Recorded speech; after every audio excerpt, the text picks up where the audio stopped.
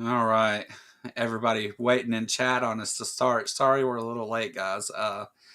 We had some things to take care of, and but we're here now. So anyway, uh, what we got today is something a little different. I've got Joseph here, and we're going to have a discussion. Jess is going to keep an eye on us and make sure we don't talk over each other.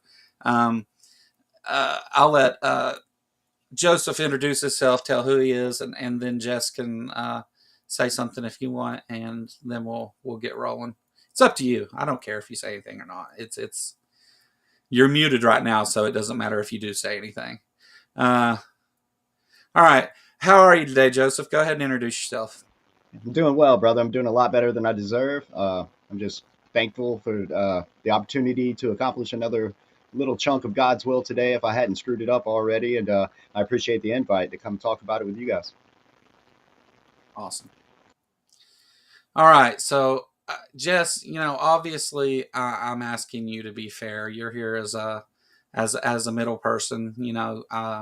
I'm just saying this for the sake of saying it. But I'm still going to tell you to shut up. okay, perfect, perfect, perfect. That's what I need. That's the Okay. kind of I need. The ones You that'll think tell I'm me. not going to be fair? It's going to be me, Joe, and I do not mean Joseph. All right. So we discussed a couple things to talk about, and I guess one of the things that you've talked about before, and I've talked about before, and everything, you wanted to talk a bit about evolution. You are a young Earth creationist. You do you hold the idea that the Earth is somewhere 6 to 10,000 years old, something like that? I That do. about right? Okay. Yeah, that's my personal belief. Yep. Okay. Okay. So, um, evolution is one of those things that we talk about with young Earth creationists a lot, and I don't I don't mind to sit here and talk about certain aspects of evolution. But while we do it, my whole thing is I want you to keep in mind that um, I don't. Shit, I forgot what I was going to say. uh, what a day. We're going to sit here and talk about evolution, and that's cool. But I don't think that evolution is honestly relevant to the topic. Because I think honestly, even if evolution is garbage, that it does nothing to support the Christian young Earth creationist position. But I'm happy to discuss it with you. I'm not an expert. I don't have any degrees in biology. I'm just some dude from Eastern Kentucky. But you know, No, that's me too, brother. I sorry to cut you off, but I'm the exact same way. I have no accolades. I have no specified degrees in any of these areas. I just have a worldview. I have a way of looking at things and a way of deducing what's real and what's not real, as do you. So I think we're coming from the same place because I could look at evolution and say, okay, so even if that's true, that doesn't negate a creator. I'm just wrong about that. So like I understand I exactly agree. where you're coming from. I agree with that statement.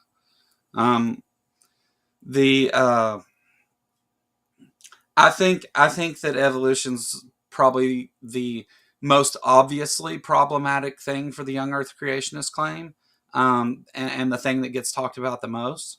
Uh, I think that it's also one of the most well supported theories in science, and the foundation of several disciplines of science.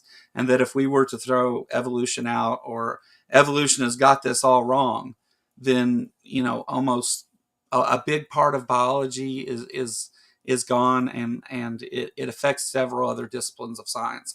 And genetics is, I don't even know how you explain that then, but it's it's one of those things that I feel like is obviously true given the stuff. I don't. I'll let you respond to that. I'll stop there. Yeah, I understand what you're saying. I hear this a lot too, but like I think genetics, there's a lot of things involved in that that couldn't just come about by themselves, or it's very difficult or impossible to Did we lose you, Joseph? It sounds like we may have lost Joseph. For that. It's all if this is true, and then if this is true, then that means this is true. And we tend to run off on the third or fourth part instead of nailing down empirical evidence for the first one. That's all. So, um, I think that I understand people having that position, honestly, but whenever you look at something like evolution, like we've used it to make several predictions about what we should find in the fossil record and what we should see as far as transitional species. Um, it makes several predictions, and we see those in the field, and so that they've even going back, Darwin famously said something about the fused fingers in the bird wings, and we later found Archaeopteryx. Right. Yeah. But Yeah. I would argue I would kick back against that and say that population movement or migration and ecological environments and us having a great guesstimation about where this population might have ended up X amount of years later doesn't necessarily equate to evidence that one form of life transitioned into another form of life over the period of time. Do you know what I Well, mean? It seems like I, a different discipline. right. Well, I mean, if you applying the theory of evolution, which is separate from the fact of evolution, which we can talk about in a minute, but when you apply the theory of evolution to make predictions through it, though, I mean, we find those exact things. We find exactly what it predicts over and over and over. Um, I would understand with what you're saying being true, like, yeah, hey, we got one right or something, but it's not the anomaly; it's the norm that we find exactly what we think we'll find. And these animals are no longer living, so um, they're in the layers we expect them to be in the ground. It's hard to get away from having so many successful predictions. Is what I'm saying. All right, like I understand it's a compelling argument. It is, but it's still based on a lot of assumptions. Like you said yourself, you'd have to presuppose that the evolution paradigm is true for that to even be evidence. You know what I mean? Yeah.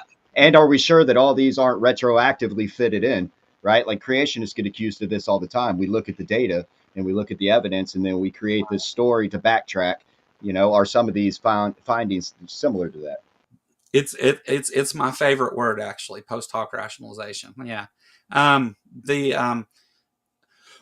So I don't. Whenever I say we apply the theory of evolution, though, I don't mean that I'm presupposing evolution. I mean that I'm using a theory that is a, a, a theory, as the word is defined. It's well substantiated and observed repeatedly. So Would they still be there, and would they still be found if evolution wasn't true though? Like, is that the only way to find these animals is through evolution being true and the process that was used? no, Is that I don't limit it to say there couldn't be another explanation. Um, I just don't. I don't think the explanation that the Bible gives is what we see when we look, though. It's it doesn't match, with worldwide floods. And I don't know how you feel about the flood and all that, but like if we apply the biblical model to it, we would expect to see something completely different. But if it's been millions and billions of years, that things have lived and died and lived and died, and 99% of everything's extinct, then we would expect to see animals going from more simple forms to more complex ones as you go up through the layers. And that's exactly what we see. We don't see things sorted by density, hydrologically sorted, which is what you would expect to see if the whole world had been washed away by a flood. well, we do So we do kind of see that. Like every one of those layers you're talking about have marine fossils in them. So either it was one no, big flood, or yes, sir. So it was either one big flood, or it was hundreds or thousands or millions of small floods. But every layer has marine fossils in them. So some sort of hydrological sorting did occur. I mean, I suppose that every layer has marine fossils in the places where there were water when that layer was deposited, right? I mean, there's water is kind of the common thread with laying down the layers and how they turn into rock. So Right, which is what I find. That's one of the points that I find puzzling. It's like almost all these layers are laid down through water, yeah. but there still seems to be a big incredulity when it comes to a flood, which is water laying down these layers. It seems to be a big kickback, even though you agree with me. Well, the the land doesn't always stay the same though, right? It's constantly moving. We have a good understanding of plate tectonics. I mean, it's of course there's we can't predict earthquakes with as great certainty as would be nice, but we understand how plate tectonics works, and that causes the land to always be moving. The continents have split many times, and mountains are here that weren't. Just in the United States, we have the Appalachian Mountains close to where I'm at, which are extremely old and worn down mountains.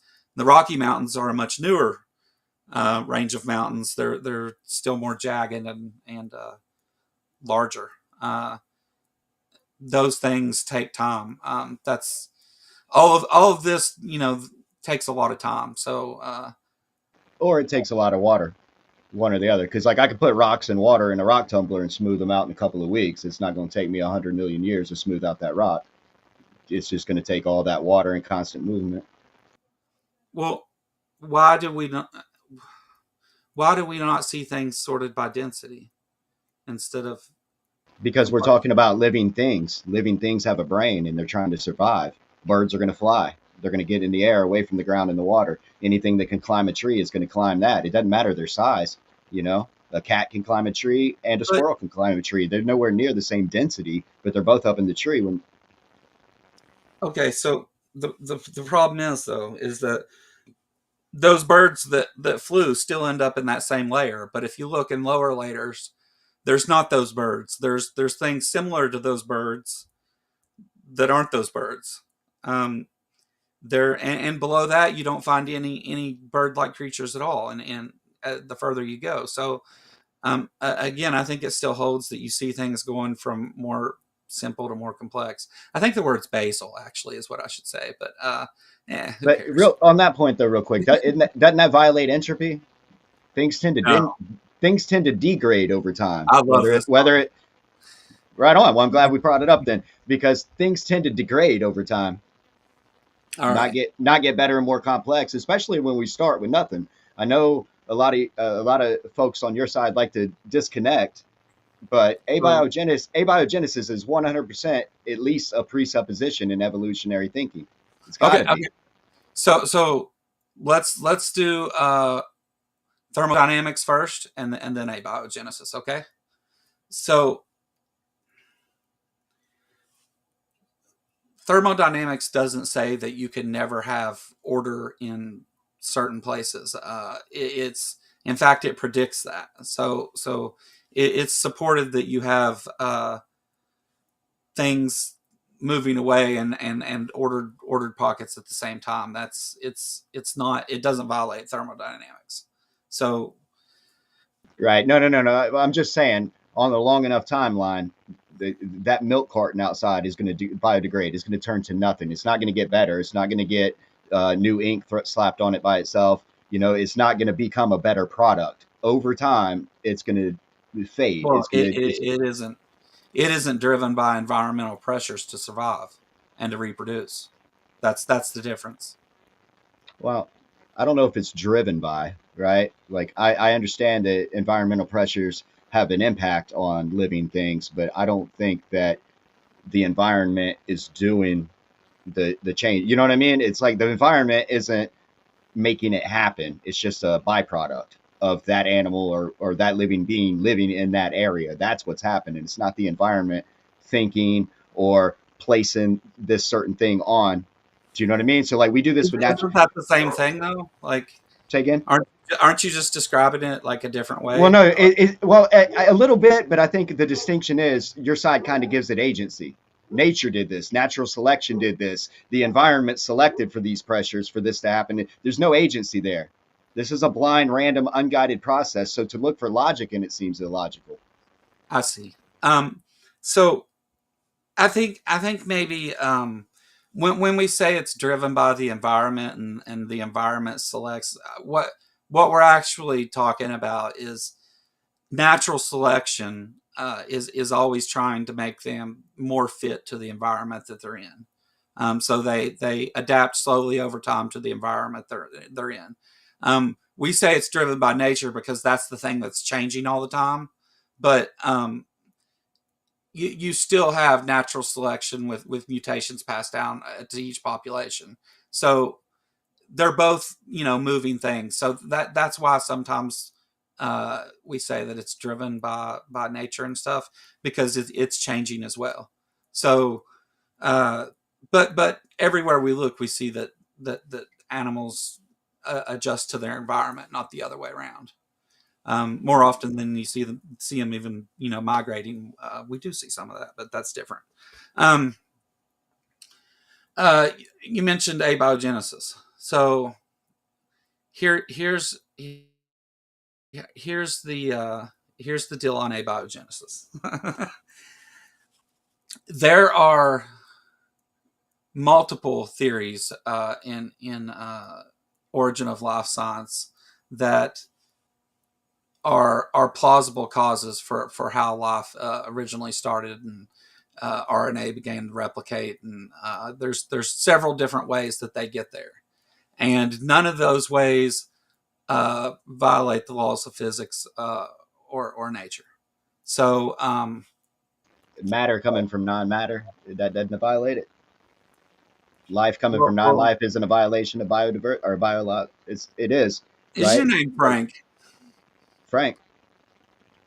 I don't know. It Frank must be. Frank Frank Turek says that. Oh yeah. Well, I mean, I do like Frank Turk. I'm not a Molinist, Well, but I'm not hating on you for it. I just yeah. Frank Turk's pretty good, man. But he's right. If he did say that, he's 100% right. Right. that he was the first that I think made that argument. The life from non-life, matter from non-matter, and But all it's that. accurate. It's accurate. Like I think that people on my side of the camp, they would have a much simpler time like accepting or believing in evolution if What that good.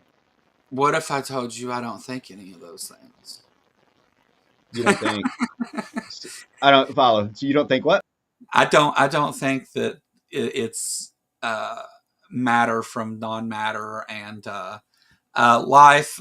Saying life from non-life is kind of simplifying the situation a bit, but I don't really. We say that because there's no process. There's no process that's been presented that says this happens and then this happens and this happens. Like there's no experiment, there's no empirical data. It's all theories and conjecture and speculation. There's not one shred of evidence for it. And in fact, the Miller-Urey experiment failed horrifically. It blew up in their face. I mean, they changed all the settings from what they said the early Earth looked like. Right? Everybody agrees this is likely what early Earth looked like, and then they had to change and alter all those chemicals, no oxygen, because they couldn't pull it off. And when they did, they get all the wrong-handed proteins.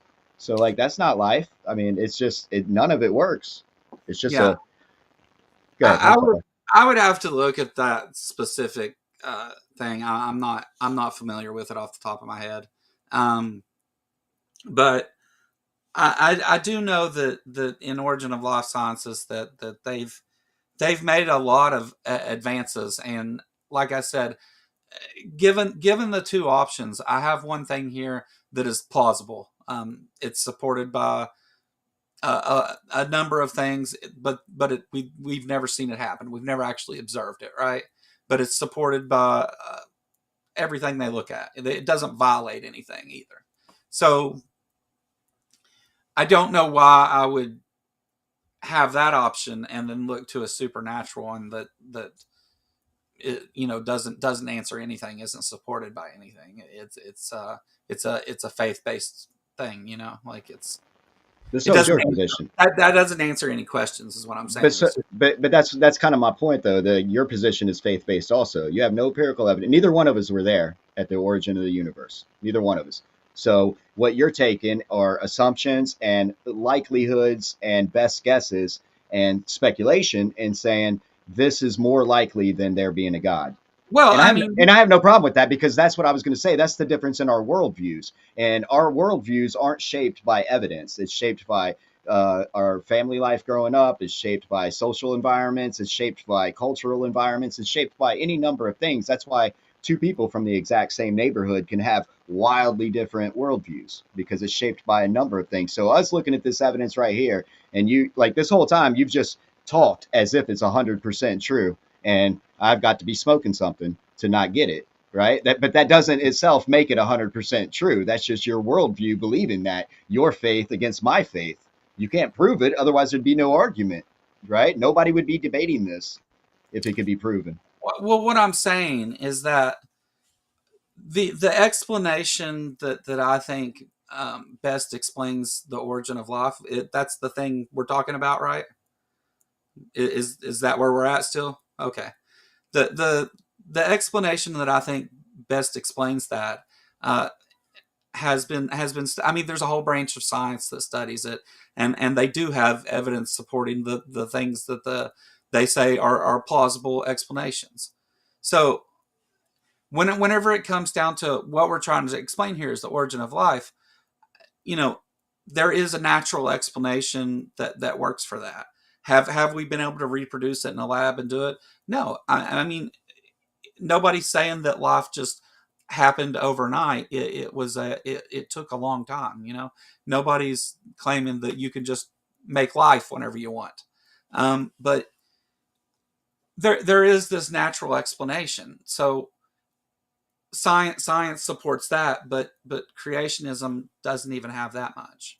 Because they disclude, they won't include anything that isn't natural or material as a possible explanation. That's why we don't even What have that much. I mean, you would agree that that's true, right? If I'm not offering a natural or materialistic explanation, science in general is going to boot it, whether it's true or if, not true. if you're offering observable Right. data, It's science exactly. will look at it. But you don't have observable evidence. You Neither have do you, brother. Neither do you. well, we do though No, because you we know don't. a lot about the You just Earth. admitted. You just admitted to me you didn't see it happen. You don't have any good Is that replicated the only way we know experiments. things? Seeing them happen? No, Is that absolutely not. Absolutely not. But I didn't say that either. I just said you didn't see it happen either, but still you take it on faith that it did. no? But I some mean, you didn't but see creation. for some reason theists are laughed at for their faith, but when you guys express faith, it's okay. I grew up believing the same thing you believe, man. I'm not giving you shit No, no, for no. it. I don't. No, sir. No, sir. I didn't mean my faith in Christ. I meant your faith in science. You still have faith, whether you believe in Jesus or not. Oh no, wait, that's What? okay. Well, what else would you call it when you believe this happened, but you can't prove it? What else would you call that? A supported theory? Right, but you don't have any empirical evidence, so you're going to have to take it on faith Yes. that is true. There, And it's not a four-letter word, brother. Faith is not a cuss word. It's not. It's okay to have it. well, I just faith has different meanings depending on who you're applying it to. Is the problem that's why I don't like the word faith because faith and even in the dictionary it's a different definition what religious faith is and what the colloquial meaning of faith is. So those are two different things. That and that's why I hesitate on that word because I don't. It causes confusion. Is the problem. Um, On whose end though? Are we ignoring that because that causes confusion for your side? Because like I'm sure if it caused confusion for me, we wouldn't be ignoring it. well, I don't know that matters. I'm not even sure what you're suggesting there. But so here's the thing: faith, from a religious sense, is different than me trusting in something based on uh, evidence.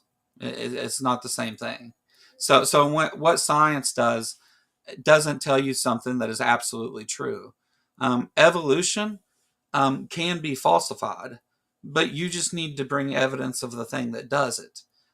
So evidence doesn't say or science doesn't say that evolution is the absolute truth and it'll never change. If you have something that disproves that things the diversity of life is best explained by evolution, natural selection, small changes over time, all that nonsense. If you don't have anything, evidence to say that that's false, then because it is falsifiable, you just have to show it. That's the thing. You don't have to. That doesn't require that you prove that the Christian creationism narrative is true. You just have to do that. You would still have all that to do. Yeah, It, yeah, I understand that, but my point in this instance, though, my point is, let's just take your view of radiometric dating, right? Like your side would just flat out take it on faith that the assumption the decay rate has been constant over all these 450 billion years. You take that on faith. You couldn't possibly prove that. But on the flip side, I take it on faith that when we're talking about the lunar recession, that 1.5 inch a year has been constant for all this time, and it can only be 1 billion years old. So, like, my point is, it doesn't have anything really to do with religion. Faith is faith, and so we don't need to redefine terms. I'm just explaining that your side has faith just in the science, just like my side has a little bit of faith in the science. so what was the first thing? Hold on, go back. Um, You guys take it on faith that the assumption, the decay rate for okay, yeah. radiometric dating has been constant. You couldn't possibly prove that it's decaying right now at the same rate it was 450 billion years ago. There's no way to So prove that. on talkorigins.org, there's an excellent paper that you can check out on this that explains and gives the scientific sources for that thing. I of course don't have that on hand, but um, I read an excellent paper there about that provides the sources and shows the science. Radiometric dating, to my understanding, and again, I don't know what the hell I'm talking about. To my understanding, though, for the decay rates to change would require like fundamental changes in the way physics works in our universe, and No, it would just require what they call some sort of contamination. This is the same excuse they use when we look at something like Mount St. Helens, right? Like they'll well, say when we test for potassium argon in Mount St. Helens, they'll tell you the reason that it's billions of years off is because it's been contaminated with potassium argon, which I just find absolutely hilarious. Like you're testing for it. How can there be too much of it in there? You're supposed to tell me how much is in there, not tell me there's too much of it.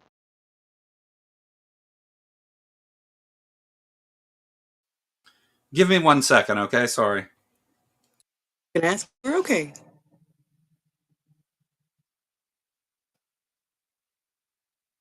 So, how are you? I'm doing well. I'm You're doing doing well. well. Good. Yeah. And let me hit this chat. Whoever said that in chat, it's not my claim that they have been changing and changing and changing these decay rates. My claim is that you can't prove it's been constant. So don't try to shift the burden So, on me. while I have you here, do you want to sort of sell yourself a little bit? Like drop any links that you have for yourself? Sure, Yeah. I'm kind of retard, but I love Jesus Christ and he loves me back for some reason. So you need to get to know him a little bit. Not you personally. Not you personally. I didn't mean that. I was pitching to the crowd. I knew. You're good. Okay. All right. So the decay rates. When you say we have no evidence to say that they were the same, we see what they are, and then being what they are provides an explanation of time and fits in nicely with what we uh, see in other branches of science that study the age of the universe, the age of the Earth. It all comes together in a model that helps us explain what we see. So But I mean, like, I think it would be, if you want to say that those are different, you would need to suggest some reason why they would be different. What made them different? Um, I don't. There, you say that we just believe that they were that way, right? well, right, and I gave a reason for it too. Like you couldn't know that to be sure. You take it on faith that it has been constant because everything that you've tested by shows to you guys a constant decay rate at this point. At this time, all your tests and all your studies show that. That's why you believe it was like that 450. So You know, it's so here's what I mean when I say that, like, when I say model, because the decay rates being what they are fits in with the model that we've made, combining all these different branches of science in order to explain the world around us, right? It fits in right there nicely, and gives, explains. You're able to make predictions based on it, and it works. It's been confirmed to work over and over and over. Okay, So, but I mean, and, like and like other radiometric people data. have models. Flat earthers have models. You know what I mean? Like, not everybody that has a model is telling the truth or is correct on whatever they have a model of. Do So you know so what whenever we use radiometric dating methods, and like we use multiple methods that all give us the same outcome, doesn't that seem like it, like, okay, maybe this works? And I mean, we're talking billions of years with some of these methods. So I don't know. I don't know why. When is it that they changed? Well, I would, yeah, I need a specific example. I'm not really sure where you're carrying me with the generalization like that. Like, specifically that the decay rates have changed. Yeah, that's what you said. You said we have no reason to suggest that they've been the same, but we do have a reason to suggest they are what they are. No, no, no. And I said you had no evidence that they are the same today as they were 450 billion years ago. Is what I said, and we you have no don't. reason we have no reason to think they weren't. It's how they work. No, right, it's right. We So you're understand. speculating that they haven't changed, and you're basing your math and your assumptions off of that. That's all I'm saying. You taking it on faith that they've never, because you couldn't prove that to yourself, brother. Admit it. You couldn't Well, prove. I couldn't prove that there's a tree that appears and disappears every time I go outside, because there's a bunch of trees, right? Right, But but things can be true whether you can prove them or not. I understand that. I'm not arguing that. I'm just saying that until you can prove it, you're taking it on faith. it's not faith, though. Faith It isn't. is. You have confidence. You're taking it with confidence that things are going to be just like they were, right? And things were just like they are when it comes to the decay rate. So you are. It's a confidence based. It's a confidence based position That because is you don't have any. supported by evidence. Okay, that's what gives you the evidence. The quote unquote evidence is what gives you the confidence. That's the But difference. that doesn't change the underlying fact that it is a faith based position. So let's talk about the definition of faith for a minute, because I think we're missing each other here, Okay. and this is why I don't like the word faith that much. So the and I can look it up if you want, but I'm going to try and just give you what I, because I've had to read this before, so it's no big, like, I kind of remember. I'll look it up if you want, but faith, there's a colloquial use of faith that says, like, you have a strong feeling that something may happen, and then Okay, there's but a what? religious. Hold on, let me give you both definitions, and then you can go. Okay. There's religious faith, which is based on your belief in a supernatural God, on doctrine and dogma. And the problem with religious faith for me is that religious faith will look evidence in the face and say, nope, this thing is true because I have faith in God. And what you're calling the colloquial version of faith stops before we even get into science. So, Well, no, I I'm mean, just talking about the same faith that atheists use when they look at creationists and say, "Yeah, you don't know, you can't prove it, you don't know it. That's why you have it on faith." I'm just spinning that back around. If you don't know it and you can't prove it, yeah, why isn't that any form of faith? I mean, it is a form of faith, right? Even if you're going to be semantic with me about what kind of faith it is, you're agreeing that it is faith. It's just not the kind that I'm saying it is. no, I'm saying that faith isn't involved at all in science, and So and what do that you? So okay. So back to my you're original making a question. What bad do you? interpretation. But back to the original question. Then what do you call it when you believe something but you can't prove it? An idea, like, I Okay. mean, a question, a hypothesis. So or a belief. If we're trying to apply it to science, like, but that's the problem, right? Because science doesn't assess the supernatural world. Do you know why science doesn't assess the supernatural world? Right, because it's all about the material. It's all about the natural. It can't. Well, because we've never seen any evidence that it exists, or even any reason to suggest that it do, and its existence would explain nothing. Yeah, but there's logical problems with it as well. Like science can't even like empirically prove science is correct without presupposing math and all these other things. Like that's what I'm There's saying. basic Every presuppositions. side of it, yeah, both That sides. doesn't violate the laws of logic, though. So what's the problem? Presuppositions don't. No, well, I mean, we make basic presuppositions about existence and things, and that, like, I Right. exist here in this world. Like, I presuppose Okay. this world's actually here. I mean, if we're going all the way back to the solipsism thing, like, I, Right. See, that's what I'm saying, though. But I believe that both sides are really close to there, anyways. The differences aren't the evidence. Like me and you are sitting here arguing evidence and definitions of faith, right? But the fundamental difference between us is how we're shaping our worldview. I see the same evidence you see. I look at it differently. I'm looking at it with a whole different brain than you're looking at it for different reasons than you're looking at it. well, I have a worldview, but it's not the one you think it is. I Um, don't know what you're. I'm not trying to. I don't think anything about your worldview, but I do know you have one. We all do. well, I mean, it's worldview is one of those words that gets thrown around a lot. I mean, I get what you mean. I understand, and I'm not going to argue with you about it. Okay, but I I don't. The problem is, though, is that one of these things is supported by evidence and observations and experimentation, and it's repeated and it's published, and other people repeat it and check to make sure that those people were right. Um, What are you talking about right now? What I'm talking specifically about has been replicated? I'm talking about the peer review process, the thing that religion doesn't have, that the supernatural claims No, we don't. have one. It's just not a scientific peer review process, but we have one. Like if I come to you and say a billion priests all agree this is true, that would be a peer review process, but you wouldn't accept it. So, but that ain't the point. What I'm saying is, what specifically are you saying has been replicated and observed and peer reviewed? I That's don't. what I'm. I I mean, sure. It's just a lot. Okay, it's just a lot. Yeah, I The know. I'm trying to keep up with you. I don't want to lose what you're telling me has been replicated and observed. That's the only reason I cut you off. I'm sorry. No, you're fine. You're fine. The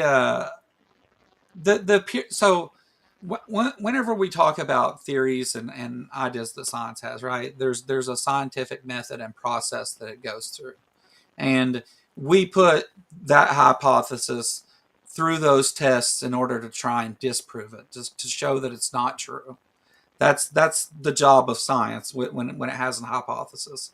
Once that hypothesis, though, has been tested and experimented on, you can draw conclusions about it. And the more times that you can repeat that experiment and come to that same conclusion, the more support you have to say, okay, this is probably what's going on here, and draw a better and better conclusions from it, right? So science goes through that process, and we observe it and we repeat it, and we publish our findings. That's the process, right?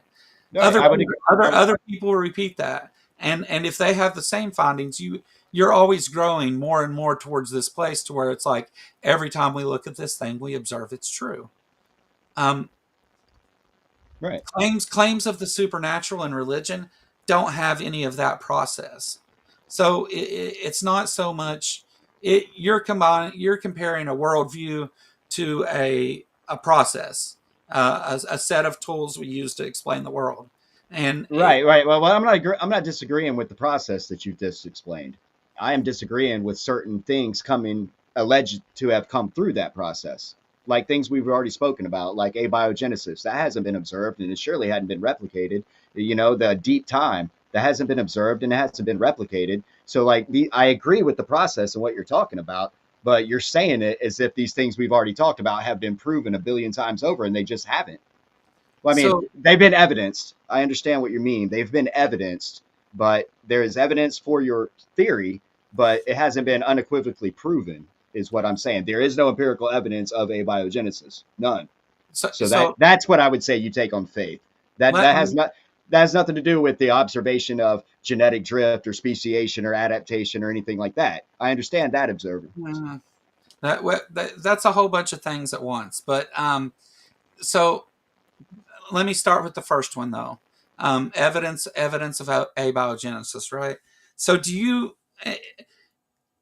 what you're saying is that the only way we can ever say that abiogenesis is true is if we repeat it and see that happen, or if we were there and see it happen even. No, no, no. Um, I'm doing what you're doing. I'm just telling you the scientific method is such that it must be observed, tested, demonstrated, and repeated. That doesn't so happen for a bunch of these ideas that evolution is claimed. That doesn't happen. It's just kind of baked in the cake. It's can I give you a presupposed that all that metaphor? happened. Can I give you a metaphor that's easier for me to work with here? Um, Dark matter is one of those things that we observe in the universe, and we can see like its effect on things around it. We can see its gravitational effect, but we can't actually observe it or say what it is or anything else. But that doesn't mean that we're not able to say this thing is there having an effect on our world.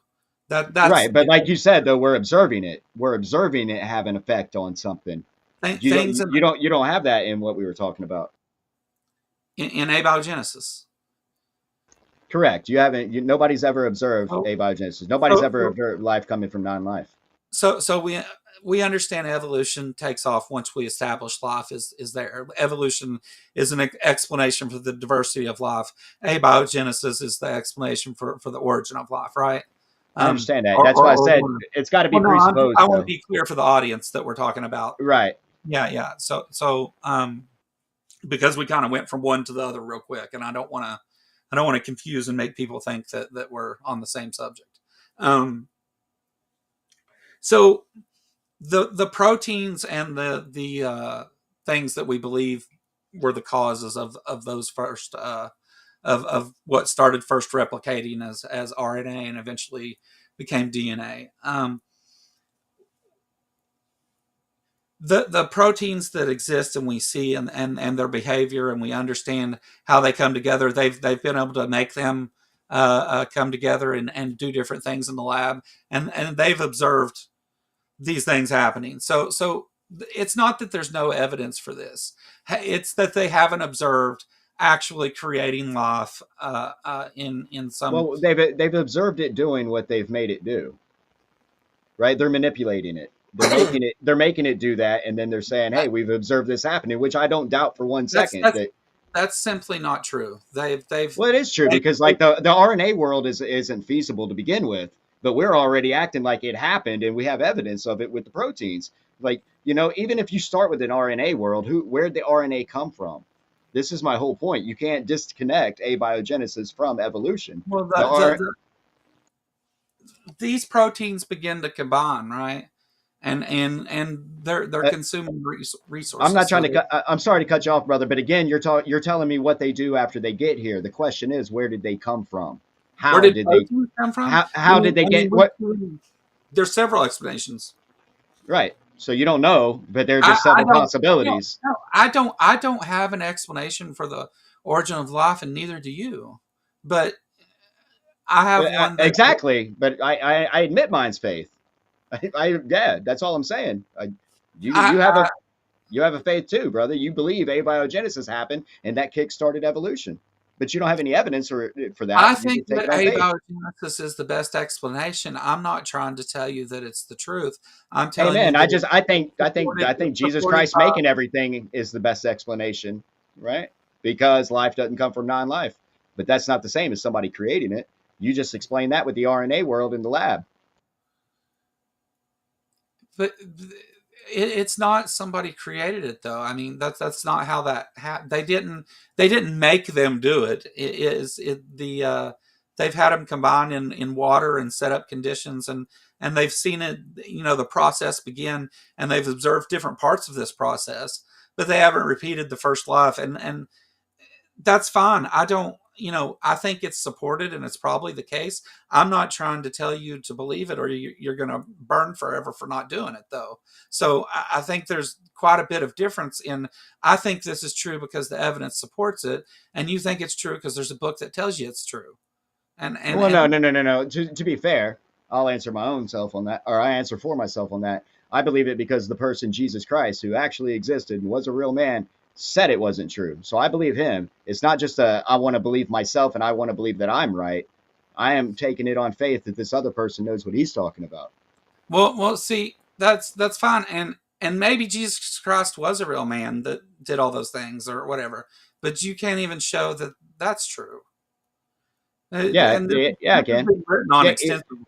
yeah, exactly. And even Bart Ehrman admits that he was real. Jesus was a real person. You can question his divinity all you'd like, but the man walked this earth.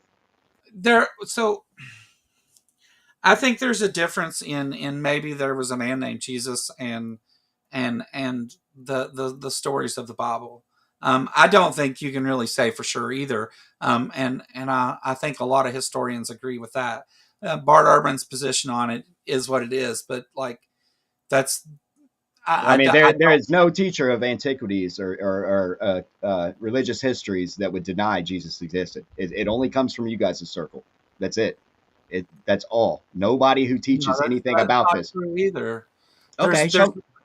there's plenty of historians that aren't just like I didn't. doing. I didn't say. I didn't say there weren't any historians who don't believe it. I said there's not anybody who teaches religious histories, antiquities, or anything in any colleges that don't That's what church that does. doubt Why he would existed. they? Who? That's what church does. What do you mean? That's what church does? Church is there to teach you about religion, not school. I don't even understand your segue on that. You said I you was telling you that history. I was telling you that nobody that teaches history in any college, historics, ancient antiquities, religious histories, nobody, none of those professors doubt that Jesus ever existed. I didn't say no historian that's ever lived doubted he exists. um I don't know that I accept that, but I would have to Okay, look. I don't, I don't okay. think I think that that's wrong. Probably. I don't know. But um there's quite a few people who write about this and it's fine to it's part of your belief and it's required for Christianity, of course. So of course Christians believe that's true, but there's historically speaking, you can't really put Jesus at any place doing any of the things that it's claimed he done. There's Why not? no how would you like to do it? I mean, the same way we prove that it Abraham Lincoln was somewhere, the same way we prove Julius Caesar was somewhere. There are people that do this for a living, and they all so so agree. And they all agree the so man lived. There is nobody written about more in antiquity. so let me You think everybody for? Go ahead. I'm sorry. we have Abraham Lincoln's clothes, his hair, and his body actually. Well, So I mean, we what have the eyewitness testimony of Jesus's family. do we? Yeah, we What do. did they write down? That he was real, They the wrote it. brother. They wrote it down. Who was? What eyewitness testimony do we have from an original source at all? Because There's archaeological evidence that prove these guys are real people. They really lived. yeah, but we started with you said the other thing though, and we can get to the archaeological thing, but who you don't actually there what you just said was wrong though, and you just went on like What was wrong? we don't have any eyewitness firsthand accounts of Jesus doing anything at all. We do not Yeah, have any yeah, we do. These people claim to be eyewitnesses. Your incredulity doesn't make them liars. These what guys. people What do you mean? What people? you're saying 12 of his apostles, his mother, his sister, his brothers, Paul, his who came 15 years later. I mean, like these are all people that were with him and walked with him. Why are they wrong? Why are they lying? Just because you don't want to believe it, or just because it came from the Bible? I think that you need to look at your authorship a little bit more because that's not we can't confirm who wrote the New Testament synoptics of the Bible. So that's just we don't know who the authors are. It's anonymous authors. I Maybe don't believe that. I don't believe maybe that. But even if it were true, not knowing who wrote it down doesn't make what's written down a lie. Like if I come home and I see a grocery list that says dog food, bread, and bottled water, and it's not my wife's handwriting, that doesn't mean nobody wrote that, or that it doesn't well, mean that I don't need dog food. I It just wish means I don't you know who wrote it. I wish you would follow your own advice there, kind of, because writing it down doesn't make it something you should believe is true. No, I Just agree with because it's that all too. in the book. No, no, no. Like, I definitely understand that, but it works the other way. Was my point. I'm not saying it automatically makes it true. I'm just saying not knowing who wrote it down doesn't make a difference in the world as to whether but it's it true makes or a not. difference in your claim, though, that No, it they are doesn't. eyewitnesses. Well, it doesn't matter who. That was the tangent, right? Okay, so if I witness a car wreck and the reporter writes it down, it's no longer valid because I didn't write it down myself. The No, reporter wrote it. you don't have contemporary writers. No, no, no, no. You have Greek writers much later. No, Um, that's not accurate at all. Paul's letter was out in First Thessalonians or Second Thessalonians. Second Thessalonians was out in like 52, which is only 20 something years, 25 years later, and he came 15 years after the other apostles. So we definitely had contemporary writings. the okay, so the writings of Paul, right? Why should we believe the writings of Paul? I mean, I don't care if you believe them or not. I mean, I mean, I I care think. about your soul, but I'm not trying to stand here and tell you you're an idiot for not doing it. Well, what I'm saying is that, and it's been a recent thing here that they've found reason to suspect that many more of Paul writings are not not genuine artifacts, but No, I believe even that. I believe if, that's what they're saying though. They like remember when Paul first got going, they stoned him in Lystra. I mean, they've been trying to shut down Paul since the beginning. So yeah, but Paul wasn't an eyewitness to anything either. no, but he wrote down eyewitness testimony, which is exactly what I was saying earlier. You can't say that the eyewitness testimony is wrong just because it was taken by a court reporter or something like But that. he It doesn't doesn't. It itself doesn't make it say wrong. that. It doesn't Okay, say. so who cares who wrote them? It's Either that it's true or it's not Paul true Paul says that he's telling things that were told to him by other people, and by eyewitnesses. they were telling him of the 500 people that saw it. They weren't the 500. They were telling him that these things they saw these other things. It was all of Paul's writings are all secondhand information. All of But them. he got it right from Peter and James. Scripture says as much. And Peter and James and all those guys were eyewitnesses. Right, right, but then we go back to you have a problem with the Gospels, right? But with the authorship of the Gospels, we're switching back to that problem if you go there. So all I'm saying is, look, it's fine that you believe it, but there's no reason for anyone else to. I mean, like like you believe it's true, and it's your belief, and if it makes you happy, Right. whatever. But what I'm getting at is that it's not supported enough to call it a historical fact. So, why should anyone accept it? Jesus, there's not enough evidence for Jesus to be a historical fact. Is that what Not you're in any saying? way whatsoever. No. No, there is. That's why all professors of antiquity believe he existed. He was real. There are letters. He Well, has brother. Dude, he has a brother and a sister and a mother. These are real people. So like the whole thing is made up. Everybody in the Bible is fake. Nobody's real. Is that your position? I would have to check that claim because I don't think that claim's accurate. Okay. Okay. I mean, and I I mean, don't. I can reason with you, brother, but I can't. I'll never beat your incredulity. Like if you Well, just don't believe it, you don't believe it.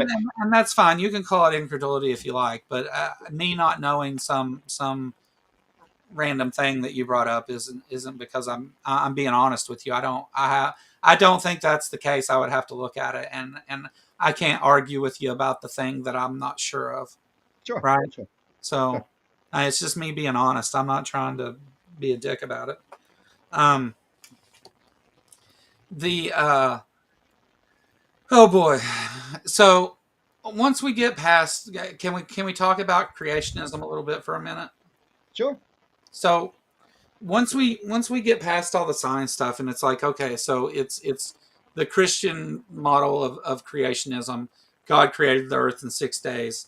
Adam and Eve were the first people, and all of life was created in this creation event. That sound about right? Yeah, thereabouts. Yeah. Well, that's the explanation that several religions give, but they with various little changes, and whenever we look at the story of Adam and Eve, it seems to be a combination of a couple Mesopotamian stories earlier, one of which contained Adamu, conveniently named, right, and was the same kind of story. Um, the other one is the story of Inky, and that it creates man out of dust, and has various things that match that creation story, and that being where the area it came out of, and with the similarities. A lot of people believe that they retrofitted those to fit the story that they were telling as myth as they went along, to explain where we came from. I mean, obviously, people are going to have, why are we here? What are we doing? Because we're able to be aware like that. So, um, I think that it causes a lot of problems for, like, Genesis itself. We know that it's based on these other things, so that kind of hurts the foundation of the whole thing. I mean, it doesn't disprove it. I'm not saying that. It's just Yeah, you don't, and you want to believe that. You want to believe that the authors of Genesis stole or borrowed from these other ones. You don't know that. no, it just looks that way. I mean, I think that's more supported than believing that the Earth was created in 6 days when we see evidence to the contrary. That's all. Okay. I mean, that's what I mean. I'm being I'm smart not here ass. to argue with you, brother. I'm here to talk to you. I would never be able to change anybody's mind. I would never be able to do it. And not because I don't have the information or anything, but, you know, that's not my job. I couldn't do it, right? Yeah, and now I'm It, glad we're just talking about it like this. yeah, I would rather have the conversation this way right. than in other ways. You keep, But I do clearly I disagree with you though. You know what I yeah. mean? I don't think that, like, I believe that your camp has certain expectations that they will accept from creationists, right? And Yeah. then, but when it comes to your side, and my side does this too. I don't mean to just single you out, right? But just like with the constant rate of lunar recession and the constant decay rate of radiometric dating, like, both sides have built-in assumptions and things that they take, but couldn't empirically prove. Like, my side, I believe Jesus and I believe Paul and I believe that book. There's no doubt about it. But you believe people who wrote stuff in books too. You know what I mean?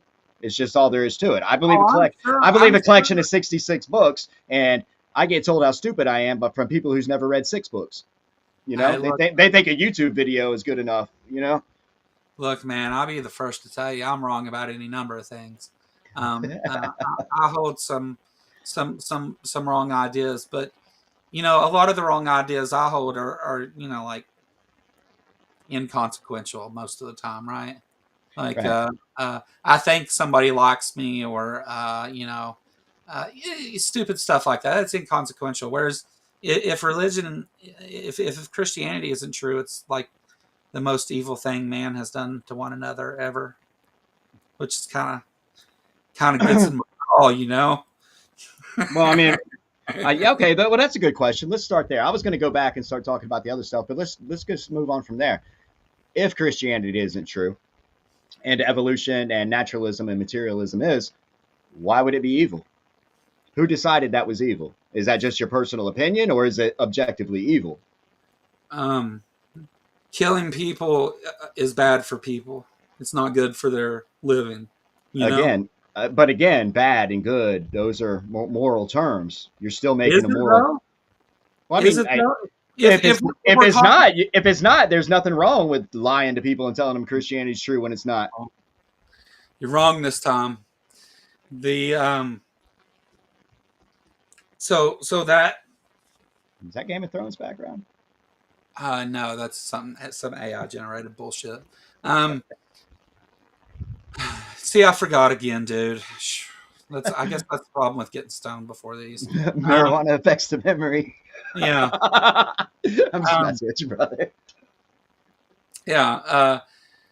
You threw around a couple things there, naturalism and stuff, and what do you think naturalism means?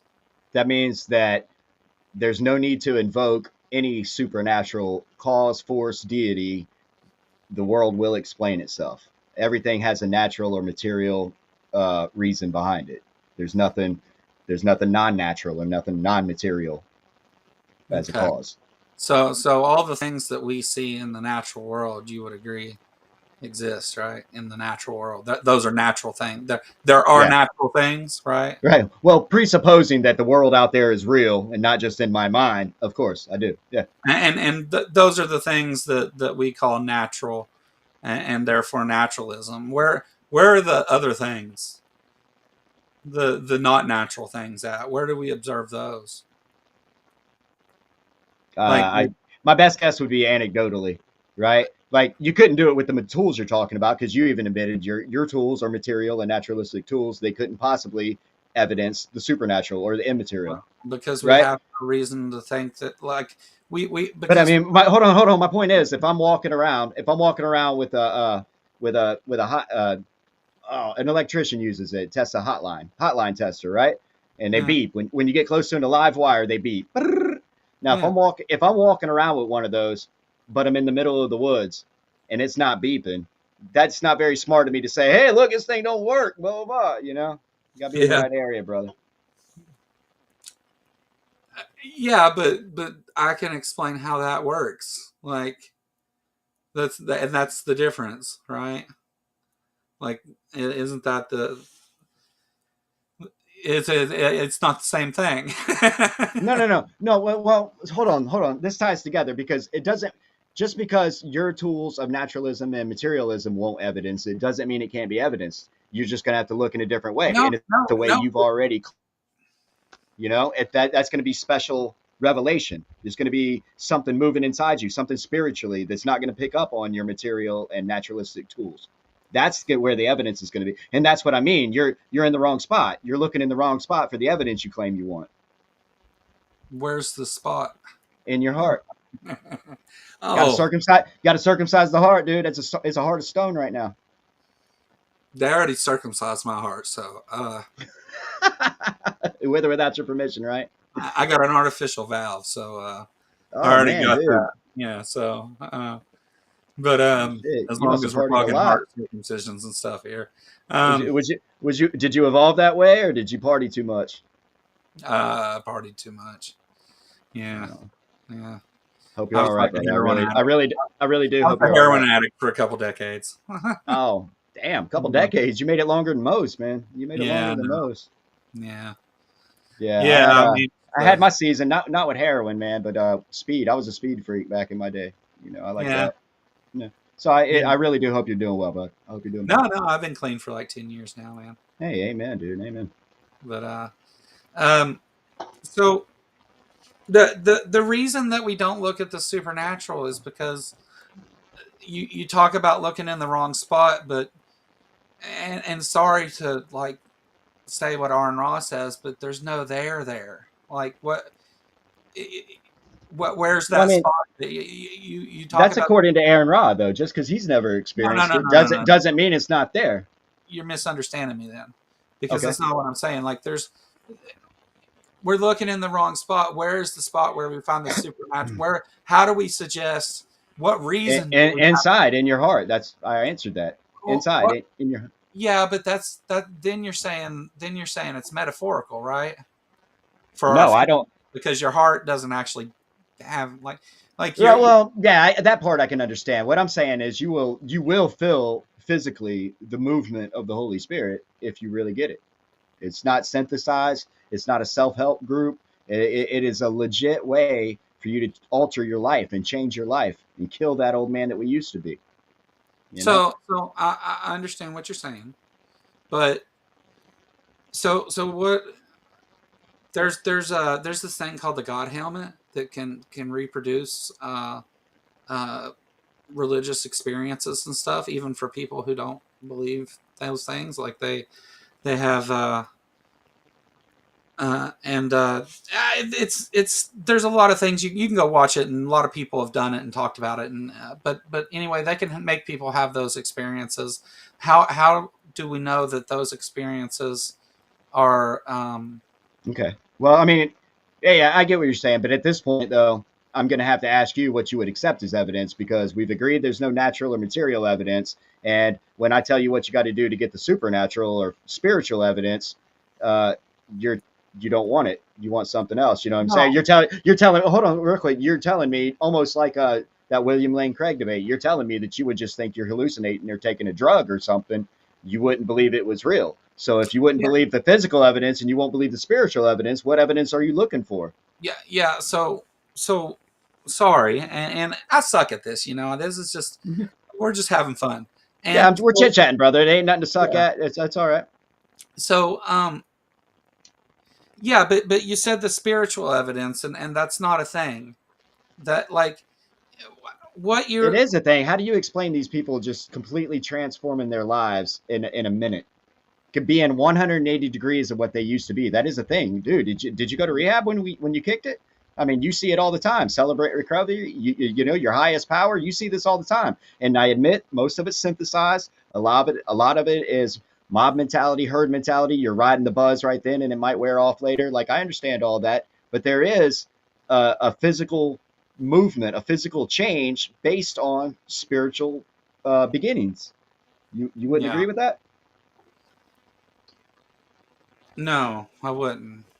I would say that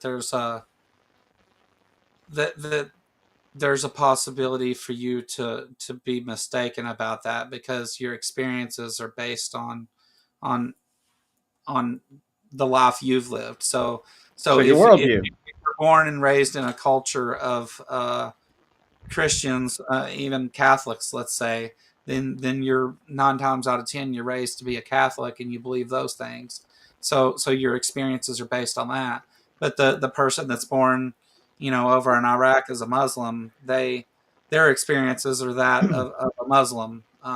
So I think that you know that doesn't really do anything for that. I mean, because it's Well, those are you're general. That's a hasty generalization fallacy because just because those things are generally true, yeah, just because those things are generally true doesn't make them constantly true. You yourself said that you used to be in religion or have some touching of it. You know, like my father's side of the family is Catholic. I never once was called myself a Catholic. Never got baptized as a child. Things like that. You know, like so it doesn't I, I really did jive. I did a video on it a while back. There's a Pew Research study that talks about a sociological study that Yeah. shows the people who grow up in a certain culture generally hold those beliefs. It Yes, sir. doesn't. I agree It with you. doesn't That's what I said generally. I do agree with you yeah. generally that happens, but there are obvious exceptions. So I mean, it's not I a hard mean, it's not a yeah. hard and fast rule. Again, though, that's not the majority or even close to what the experience is because it's the anomaly of people that switch religions. I mean, it's just not. It, it happens, but it's not like enough to matter that much to it because it's cultural, obviously. People's moral beliefs, people's religious beliefs, There we go. um, Yeah, which is and what I was saying a little bit ago. It's the whole worldview. It takes all these things into consideration. Yeah, you know what I mean. You're shaping your worldview with all those things you just mentioned. That's what I was talking about earlier. right. But the thing we were talking about is religious experiences, and I was saying that your religious experience was your way because you believed a certain thing, and a Muslim over in Iraq would have a different religious experience because he was raised in that thing, thinking it's the truth. So Right, but so what? Right, but you do agree that there are Muslims that had encounters with Jesus and converted, and probably vice versa. I mean, this happens crossways too. It's not just in your own religion. I don't believe that Jesus existed.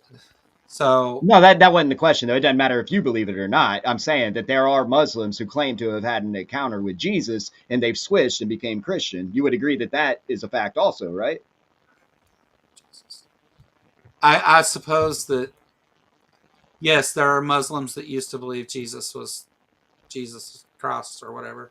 Right. Yeah. Yeah. So they converted from Islam to Christianity. So it's Sure. not my only point with this is that generalization is good for generalizations, but we shouldn't make a hard and fast rule about it because there are crossovers. You call it But anomalies. isn't your explanation even kind of not good for your position? Like Is people it are what? just jumping around switching religions because they thought this thing was the one truth and the explanation for all of life, and they experienced God and loved God and were saved Christians and all that, and now they're devout Muslims. Like, isn't that kind of problematic? Not helpful. Not to me. Well, I mean, I just don't think that it's a good. It's good to support, you know, saying I'm not trying to support Christianity with saying that. I'm trying to support the idea that just based on where you're from isn't going to guarantee what you believe. That's all I'm trying to say. I'm not trying to. but it does most of the time, almost No, all the time. it generally does, They make but heat maps of it that show like, and it's very well defined boundaries. of where the Muslims live, and where the Catholics live, and where the Protestants and the Mormons, and where they're all at. It's very well defined. Right. Because it, Generally, right? You've said this. I've said well, this. no, Generally people can speaking, that's change true. afterwards.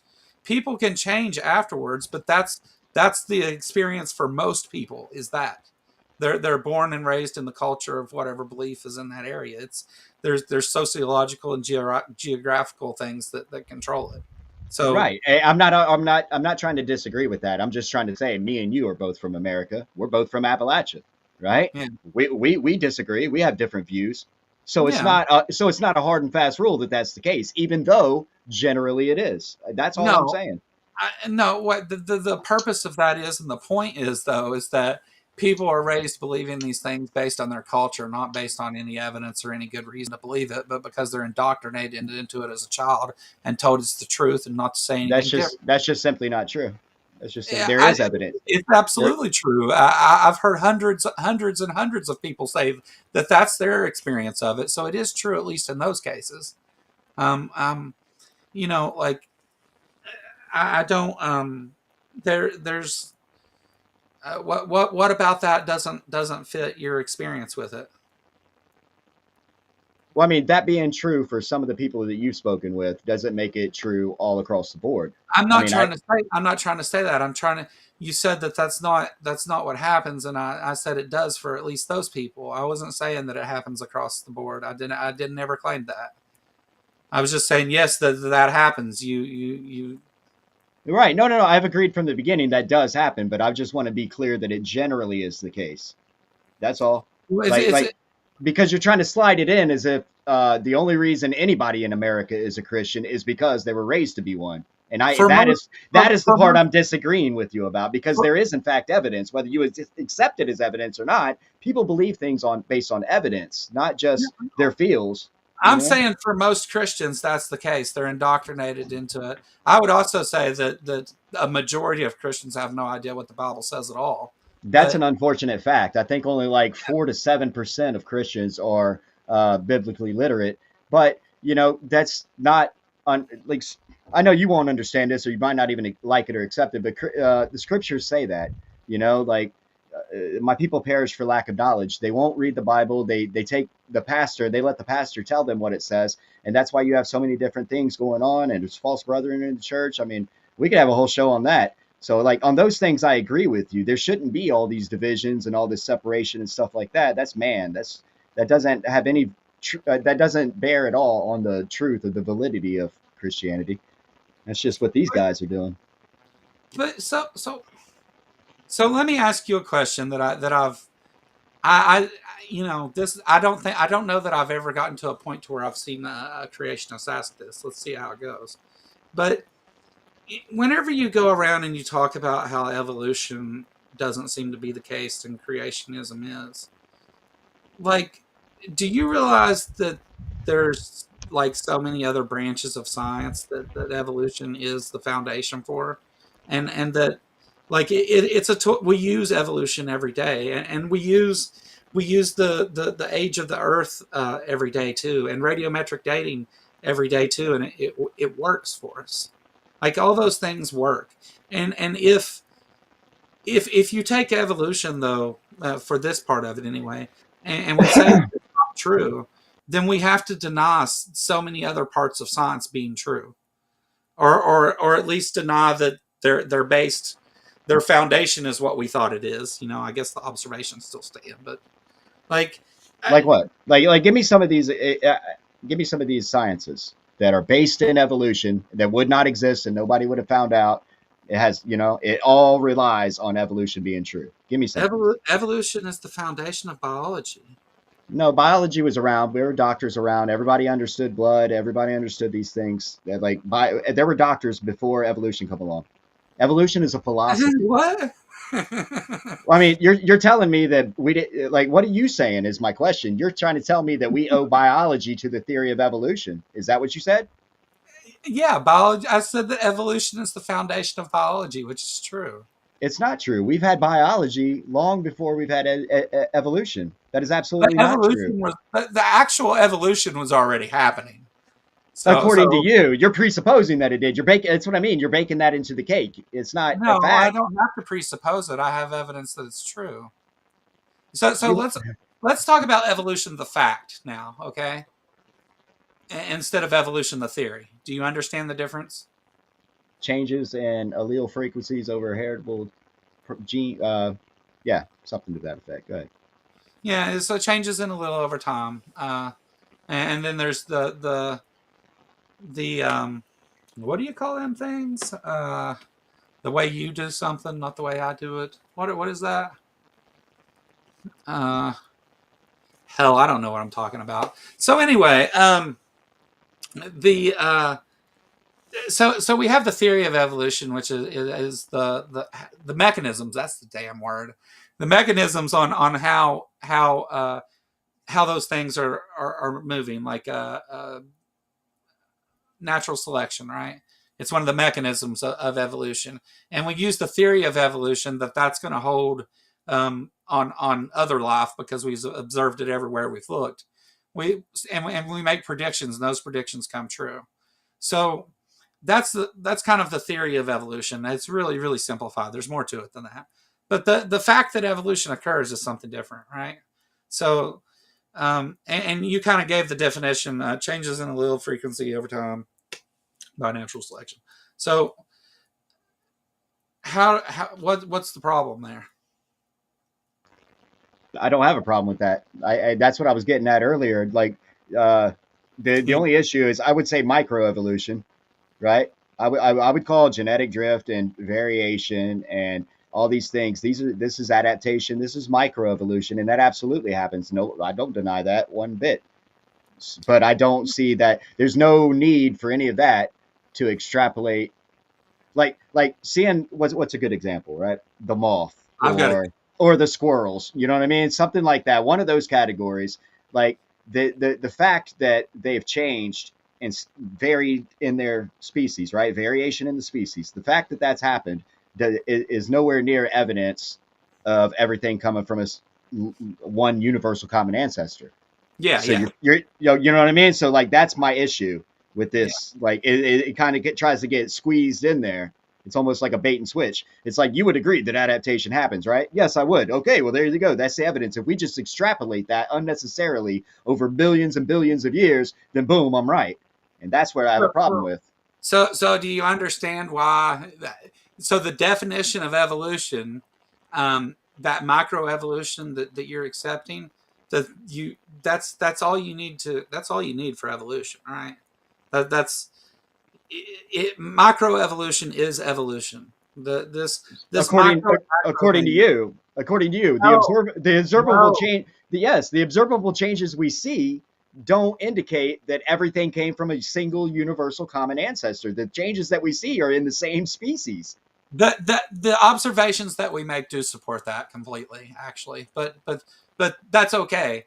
Um, the other problem you have there though is that whenever you accept small changes over time, and then let's do the hypothetical here so I can explain it better. I'm better at that. So you have a cat type thing, right? And this cat is experiencing small changes over time, generation to generation. At some point down the line, after that cat changing so many times, is don't you think you're going to end up with something that may not be recognizable as a cat, and you could possibly call it something else? Like, doesn't that make sense? Even with small Not changes over time? not to me because I've never seen or experienced anything that would suggest that. And wouldn't that break your phylogeny? No, Right? It wouldn't. no. If it stopped being what it is and produced something else, it wouldn't break it. It never does that because we never do that. I'm still a eukaryote. I'm still an ape. See what I'm Um, saying though? Like, but that's phylogeny, though. I mean, like phylogeny is just so we got to well, go all. So we're only the same because we got to go all the way back to that well, cellular level and say that because I'm a eukaryote, that proves all this. no, not because you're a eukaryote, because we can trace through the fossil record over time these changes, and we've set up different clades, a lot of times based on morphology, but we've put them in these different clades, and you don't outgrow your clades is all. It's not a just because you're this thing top deal. It's So you like carry. everything's in a in a constant state of transition. So it's not that a turtle stopped being a turtle and become something else. It's just everything always is always something else. Well, look. Is that what you're saying? No. Listen. So we talked about eukaryote going on through, right? So if you go through there, you have the less complex going to the more complex, and evolution being the explanation for that. But you're still within that. Like the eukaryotes give way to the next clade, and so on and so on. You never get out of your clade, so you are Well, whatever you are. how are they making way or giving way for the next section if they don't ever come out of their clade? There, but so you don't. It branches, but you never. So it's a constant change of transition. So it's not really it's whatever you need it to be. So no, I mean we observe it though. That these things are in the fossil record. The things that are named in phylogenetic trees are things that we've discovered. Like I don't know. I mean, there are things in there that they predict they'll find this and that, and they find them all the time. But the things that have proper names we've discovered, and they fit in the tree in the places where they're supposed to. It's one of the huge problems for creationists actually. Because you can't derive the cons you need to explain the Bible out of it. I can't what the kinds? You can't pull kinds out of a phylogenetic tree. Tell me, you want to say that God created things by its kind, right? It gave forth under its kind. Well, tell me what the first kind of anything is in a phylogenetic tree, because there's always going to be a clade below it or above it, right? So it's called the phylogeny challenge. You need to explain which one of these is the original cons that God made, and Well, let me ask you this: how come you don't have to explain what the original kind was that split off? This is your theory. Why do I got to come up with a part of it? well, okay, so I'm not. First of all, I explained to you what the phylogenetic trees do and what they show. Um, I'm not making any claims of a god or anything. I'm not saying it is this way. I'm just telling you there's this thing. We've put the things in order in the order that we find them, and it's a problem. And it how do you pick a kind out of it is all I'm asking you. I'm not telling you that the phylogeny proves Well, I the mean, origin of life. That was never what okay, I.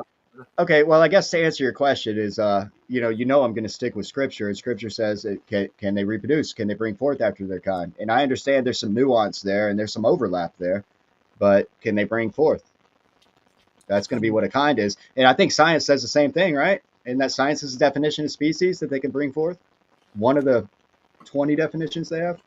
Well, yeah, I admit species is a it's life isn't exactly the same everywhere, and it's species has been shown to need tweaking from time to time to fit it. But generally speaking, species refers to a population, um, and it can't interbreed with the other the previous. Right. Yeah. But which is just like, yeah, yeah, kind and species they're very similar, but I would say that, kind doesn't, that's not the separation. Kind wouldn't say the species level is the separation. We would go a rung or two higher up the ladder generally, you know? Well, I think that if you're using the Bible, that cons got to mean whatever you need it to mean at the time, right? Like Well, I it's mean, like, in most of those definitions of species, they say a sort or a kind. So, like, I'm using it the same way they're using it. yeah. Yeah, well, I mean, we have specific words for things, and we do that so that we're clear when we're talking about a particular thing, right? Like, so it's I mean, I understand the word species isn't great, but It doesn't. Again, these kinds that gave forth to everything else, and you know, in their kind is does you can't what we were talking about before with phylogeny. There's no, you don't have any cons to tell me what those cons are. Like, what is an example of a con? And I understand it. The issue is, though, and the reason that this question is such a hang up, though, is because species is a word used in science to describe a certain population of things, and kind is a religious term But that's used not in the that. Bible. No. That's a straw man. I just explained to you that in most of the definition, you know, the nebulous or the nebulous every species has so many different definitions, and most of them say a kind or sort. So you can't stand there and tell me kind is a garbage word while you're using the word that it refers to, which is species. Every time you look up the definition of species, it says a kind or a sort. So don't say that species is a good word, but kind is an awful word. That's ridiculous. Well, I mean, I don't know what to tell you, because using I think that that's a different way to use the word within the definition, because the thing we're talking about, this is the definition, and maybe they say this kind of thing, like this thing, but that's not, there's more to it whenever you say kind, because it has to vary depending on what we're talking about out of the Bible, is why I say that it's a biblical term. I understand Okay. that you use Well, kind. I would say it's the exact opposite, because the Bible says they will bring forth after their own kind. So if they can bring forth, if they can reproduce, then it's likely the same kind. And whereas you guys are saying, like, well, it depends, species, it could be this, it could be that. It may be true for this variety of animal, but over here it's not true. That's still the same species. I mean, I just don't agree. I think that species is just as nebulous as you're telling me kind is. I think that's a wash. I no, I mean, I agree with you that species has been washed around, and there's problems with species, but that's due to the nature of life. I mean, revising the word to better explain what a species is a good thing in that case. I don't think that's I don't think that's the same with kind. Like whenever we change species, it's based on, and when we say that kind of thing, we mean that thing right there. When you say kind, you mean this general thing like this that we don't Okay. know. Well, let me ask you this then. If the phylogeny challenge says that things will never leave their clade, right? How do you explain something transitioning into something that didn't start? Like, it don't matter how many populations. Let's say box turtles, right? How far down did box turtles go before they became something other than a box turtle? And how is that not leaving its clade? Okay, so all right, so it it never leaves if box turtle is the one you want to use, then a box turtle, even if it change, like, I agree with you, if it changes a little bit, it's still a box turtle, right? And if it changes a little bit 100,000 times over a million years, it may not look like a box turtle anymore in some way. It may still be similar, but it may not look like a box turtle, and it may get to the point to where it's so different that we don't even call it a turtle anymore. We call it something else, So, because the but it still never left its clade, is what you're right, telling me. it never quit being a box turtle, because Even though you're telling me it's not a box turtle and we're calling it something else, you're still going to tell me it's a box turtle. if we're using box turtle as the clade, yes, it will always be a box turtle, no In the matter sense, what. that we're still eukaryotes. We're not humans or even It'll prime. it'll We're always all be the we're all the way eukaryote. down to, yeah. Yes, Okay, I get that's you. that's how it works. Yeah. Of course, I got you. Why is that problematic? I didn't think I don't think it's problematic, and in fact, I think it's hilariously convenient.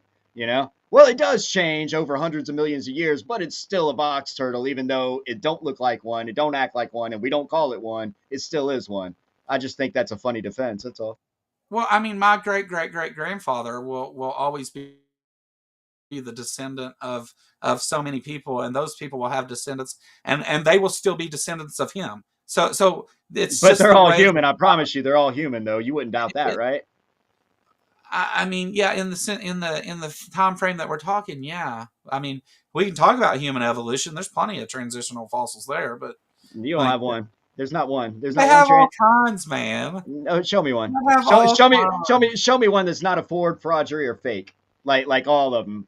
Piltdown Man, Nebraska Man, Lucy. They're all fakes. They're Lucy's all a fake. Lucy. How is Lucy a fake? Well, because it's not a transition form. Lucy was a 3 foot tall pygmy with scoliosis or something. It was not a evolutionary transitional form. We found hundreds of them. So what? You found a Lucy population of was a people. hominid. Lucy walked upright. Lucy was there's all kinds of these those. There's several layers of this. There's the whole Homo genus, right? Like there's what I don't understand what you mean. There's all kinds of bipedal transitional fossils, Neanderthals, No, no, Dinsanova. no, no, no, no, no. You're calling them transitional fossils. There's no evidence that they are transitional. That's Yeah, why I said all the ones that you guys said there were they you but had evidence that were transitional turned out to be fakes, no. frauds, and forgeries. The small changes that we see over time is what we use the theory of evolution to explain, right? Like we see those things. You're right. Like yeah, we see them and we just say they're the same, but they fit within the theory of evolution, and we predict their Right, existence, and they're I there. mean, but according to you, well, they wasn't really there. Didn't they No, find Lucy? Didn't they find Lucy's knee or leg or foot or something like a mile and a half, 2 miles away? I mean, they kind of fragmented this thing. So, like to Lucy was say, almost intact. Like I don't that's know. I'd have to look that up. yeah. That's I'm that. It was a big deal. okay. I mean, I'm not intending to call you a liar, but Yeah. I remember it being a big deal because they found pieces of it a couple of miles away. The So big the reason that Lucy is the famous example of that because they found what is that Homo africanus? Is that right? Is that what Lucy is? Somebody fact check me on that. Jess probably knows, but Lucy. The big thing about Lucy is that it was found so well preserved. right, but I mean, I'm not arguing that part. I'm saying, isn't it I true mean, that it's fragmented? You know, those pieces weren't found in like the same grave. They were collected from a big area. yeah. Thank you, Amber. Australopithecus afarensis. Okay. Thank you. Uh, but I mean, I don't know specifically what you're talking about. But again, like we found complete skeletons of Australopithecus, right? Lucy isn't the only one. Right, but she's the only one that has been put forth. Like I'm not like Lucy represents all of them, right? That's why No. they put her forth. Well, the Not all reason transitional fossils, but all of this kind. all of the Australopithecus, right? Right. So they found. I mean, Ember said I know over 100 for sure. Ember said 300, but I know over 100. That they found a lot of skeletons of Australopithecus. So here again, let me explain to you because the theory of evolution just says we should see species that are between um, the old world apes and man now or transitions within our and that's what that is. So it doesn't mean that we say that Lucy is somehow a man or whatever changed into man. It's just one generation along the way that we've managed to find fossils of that show humans going through that transition. And we predict that we find those, and we find the ones in between. They found lots of different species of hominids. I don't. Right, but like, but your claim with Lucy is the feet, right? You're trying that's the big claim with Lucy is that the feet are in transitional because it's complete upper body, everything else, right? Those are full on Yeah, human. Lucy walked upright, and Right. you Have you know ever seen a picture? There's this whole cluster of people, and I can't remember what they're called right now. But have you ever seen their feet? They walk around barefoot all the time. There's a little bit of inbreeding going on and stuff like that. But all their feet Dude, are I'm from Kentucky. I know those people. What do you mean? but all their feet are flat, and that big toe starts spreading out as if they were primate, as if they were monkey, as if they were chimp. Yeah, it's an amazing thing, and it again, this is just you throwing it on there that this Lucy, and I'm right. They messed up at ICR and they tried to act like it was fraudulent or that it was hidden, but the knee joints were found a couple of kilometers away, even though he put it in the initial filing. So it wasn't like they tried to I, hide I it. mean, I mean, They didn't. finding every skeleton completely intact when there's like I mean, there's it shouldn't be difficult at all, man. I mean, we've been here for four and what a I half mean. billion. I mean, how many millions of years have humans been here? There should be, or how long have we been evolving? Is a better question. Well, it depends. We've always been evolving since the very beginning. The way that works, but What I'm saying is the universe is 14 billion years old. Life uh, isn't. So how long? You know, we think. Well, I mean, it depends on what you mean.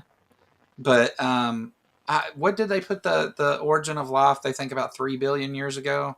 right? That's, There should be millions of fossils, of transitional yeah. fossils. Well, there At, are. at every stage of the way, there should be some.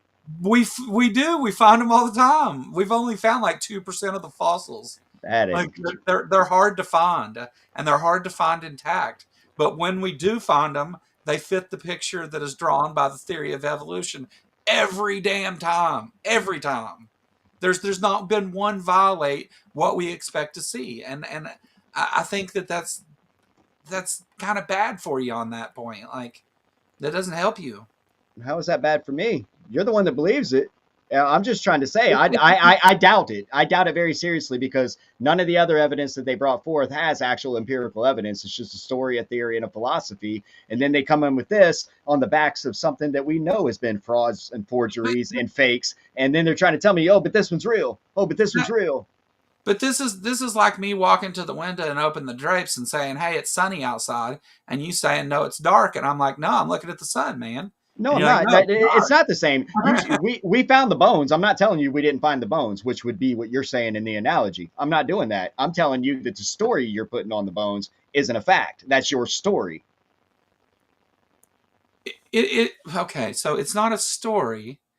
There's a number of ways that we date these things, right? There's all kinds of different ways to date things. You agree with that? Yeah. And so we date them, and everything about them, all the characteristics of them, fit within the explanation of evolution and transitions over time. Every one of them fit perfect. There's not been one that violates that. So and by their age and stuff. When so all of these things. Well, I That's mean, why. hold on. That's a misnomer right there. That's not exactly. I just read an article the other day where they did, in fact, they did. This happens a lot. This happens a lot. You guys always say they never find one that alters it, but what happens is just like this article I read the other day. They find one, and oh, we have to rethink everything. We got to push human evolution back 127 million years. So that's why they never find one out of place. They just move the timeline back. I admittedly, whenever we find things that help us refine and improve our explanation, we accept those changes. That's why it changes.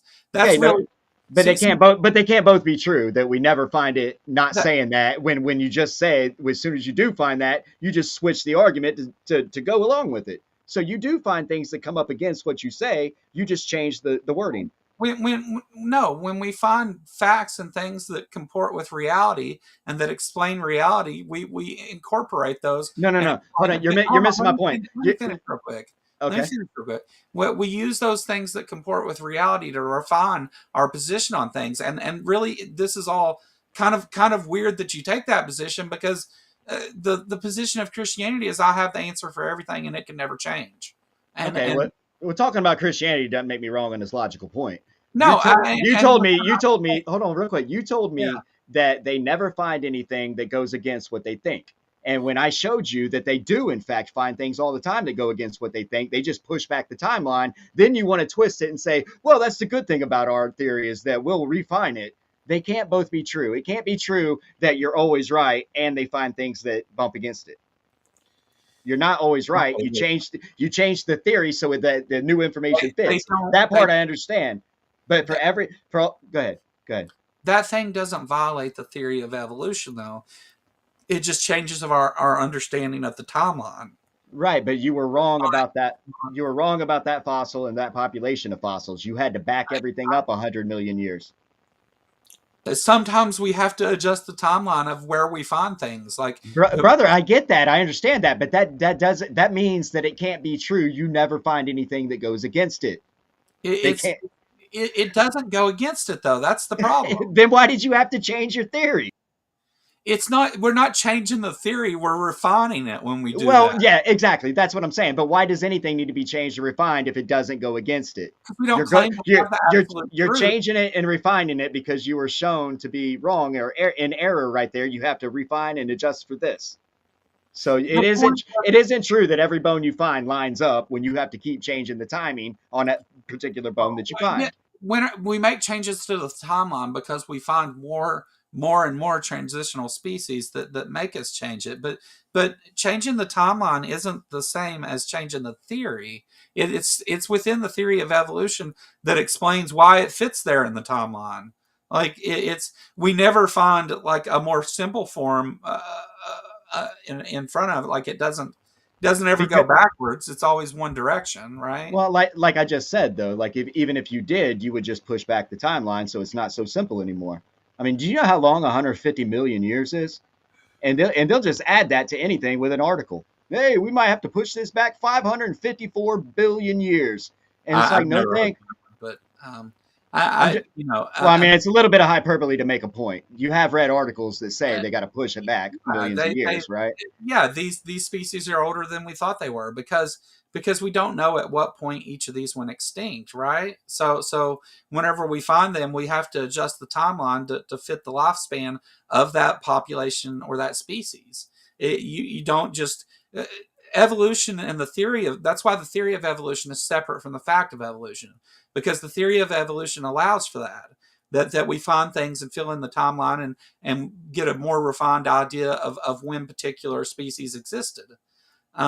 We never find them out of order, though. We always find them right where we would expect to find them, right? A simpler form of this Right, species but should brother, exist that below it, but and it does. but when you don't, you move back the timeline. You refine everything. So it But, does but happen that you find them out of place. It does, man. You just refine the timeline and then all of a sudden everything lines back up. It's all perfect. We never make mistakes, even though you just had to fix one.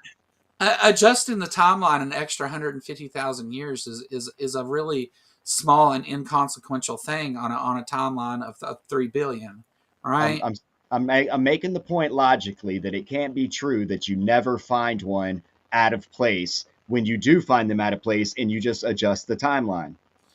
I guess in that way it's true, but it's kind of a backwards way of getting there. I mean, like, Well, I'm just trying to be technical because when you use words like you use, we never find them. That's not true. That's hyperbole. That's propaganda. It did is we true that you find them out of place. did they find a place for it on the timeline, and does it better, it provide even more evidence for the theory of evolution? Those answers are yes, which is what we predict. Like, the fact that we have to adjust the timeline is part of studying evolution and the theory of evolution. It's not contradictory to the theory of evolution. It's just Yeah, I know. we have to Yeah, adjust our understanding of the timeline.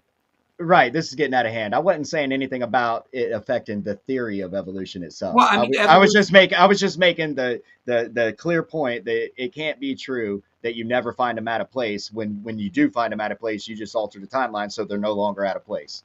That was we my point. we apply new facts when we find them. Yeah, I mean, that's I get that, dude. You're not hearing me. I understand that part of it, and I agree with that part, and I respect that part. But the first part means you were wrong. That's why you had to change and refine. You do find them in the wrong spots, no, or you learn something new. we do, the thing that I said is we don't ever find anything that doesn't fit within the theory of evolution. We don't ever find anything that contradicts evolution. That's what I said. So, yes, we adjust the timeline, but we're expected, that's expected to happen as we find more. We don't know every transitional fossil. We don't know the ones we haven't found yet, right? Right. But they've found tons of them within hominids. They found lots of them within a really famous one is birds and whales, where we have tons of transitional feces. We have tons of transitional species that show, what these animals were doing over millions of years.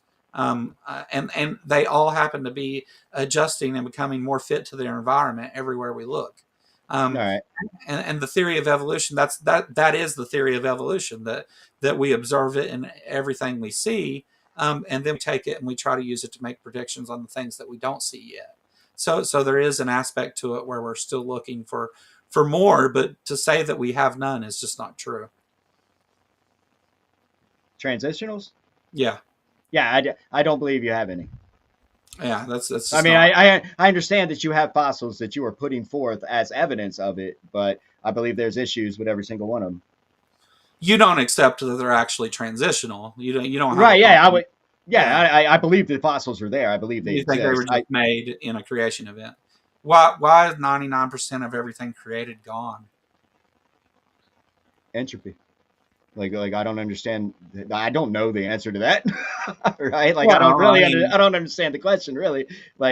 Things live and things die. That's the world we're in. So like that's why they're gone. Especially the reason that I would say they're all gone is because 90 most of them anyways is because this world got judged by a flood about 4,500 years ago. Like, but the reason you should think that they're gone is because they just went extinct over millions and millions of years. so you want to talk about With flood for a minute, and or you want to wrap it up now? Yeah, whatever you want to do. I would like to go again on those transitional fossils. Maybe pick 4 or 5 of them and really delve into them and see what they're about, instead of making generalizations like they're Yeah, all yeah, true. You know what I mean?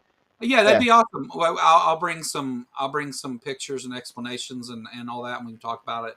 Right Talk on. about that specifically if you want. Okay. All Uh, right. well, I'll get after this. I'll get with you, and we'll figure out a date to do it, and we'll discuss that. Yes, sir. Um, so the flood is one of those things that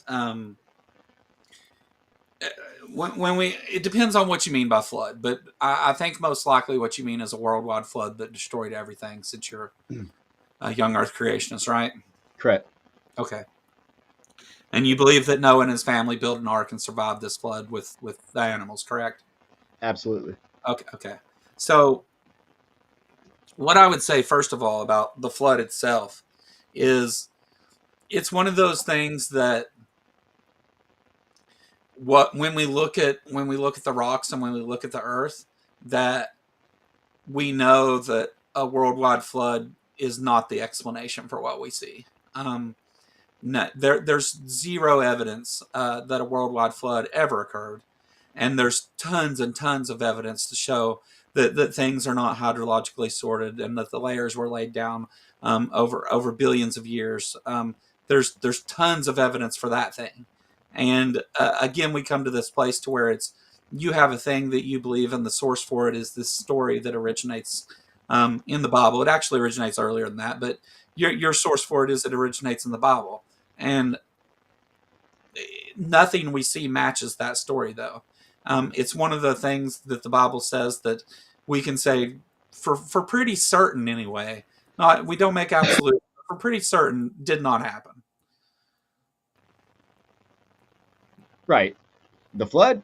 Yeah. Yeah, I believe the flood happened, but like I don't understand how you could not think that it happened. Like, didn't isn't it part of evolutionary timeline, right? If we're looking at geologic deep time, isn't it part of it that during Earth's history, it rained for like millions and millions of years, right? I, So like why would you not expect floods or water damage or things like that? You know what I mean? Like I don't.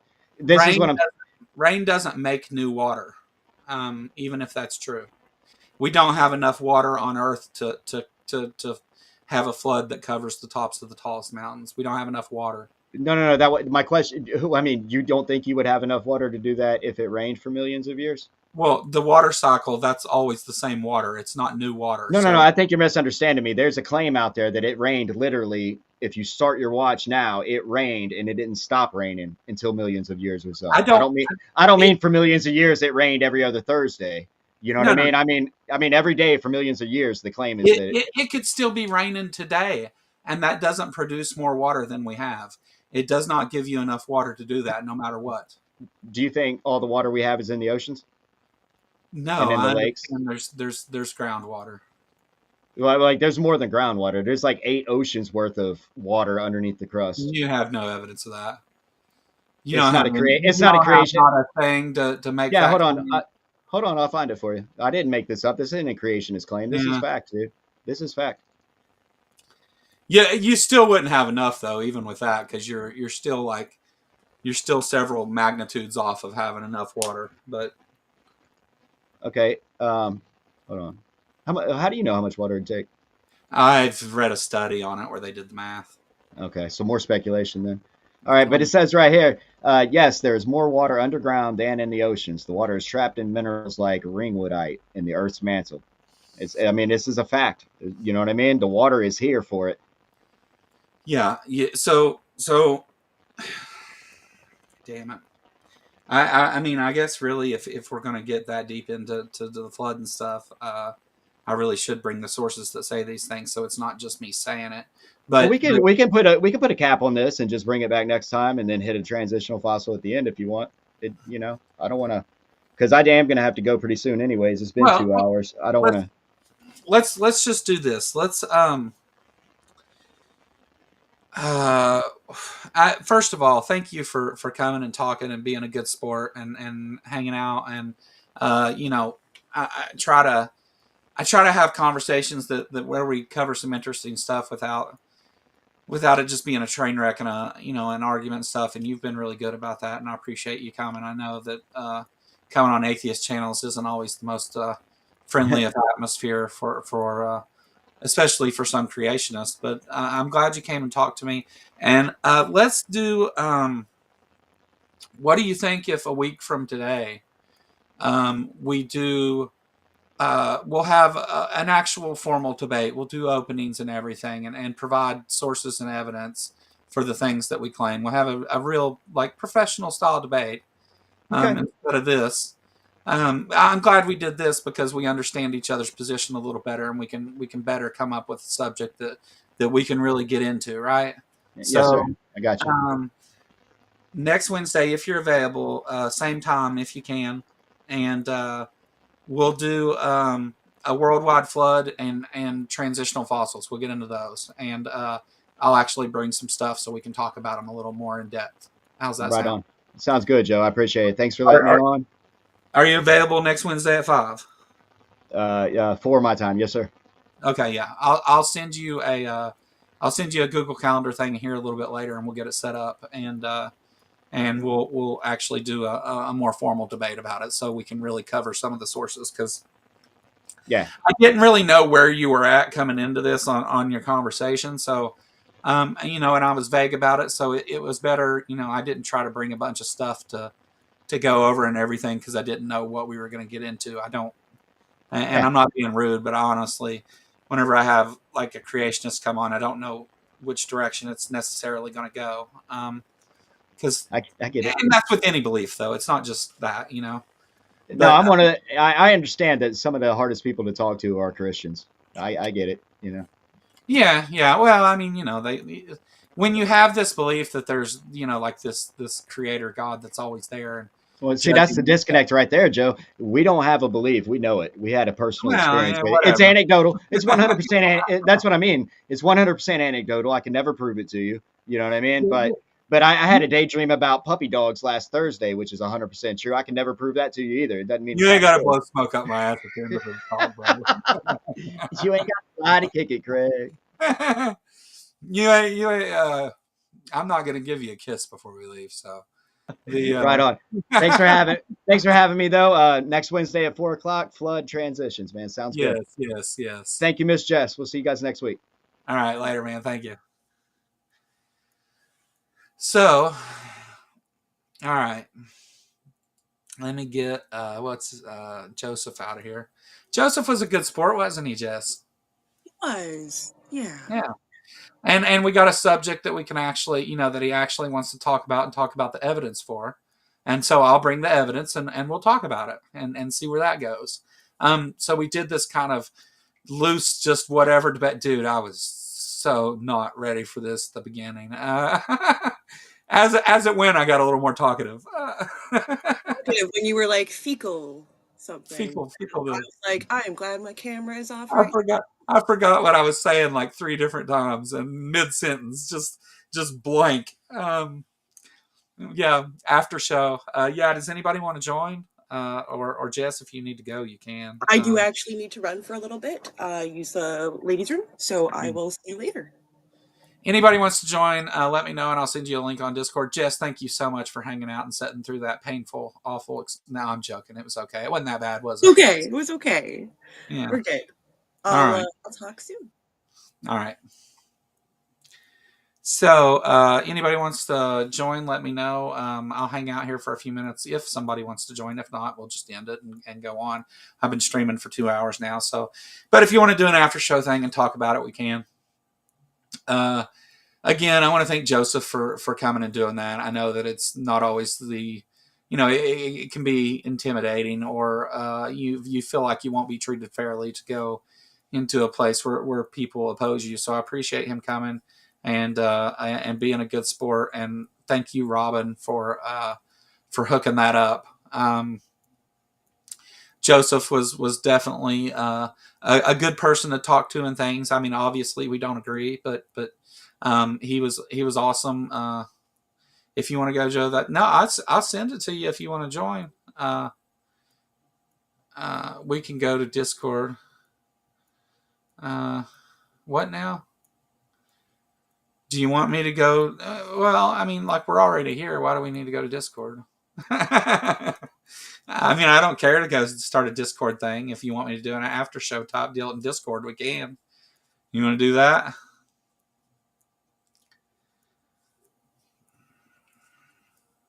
I'll do an after show in Discord and anybody can join. Anybody that wants to talk, go to voice channel. Okay. All right. That's where we'll go. All right. See you guys there. Thanks for watching. Thank you, Joseph. Thank you, Jess. Goodbye.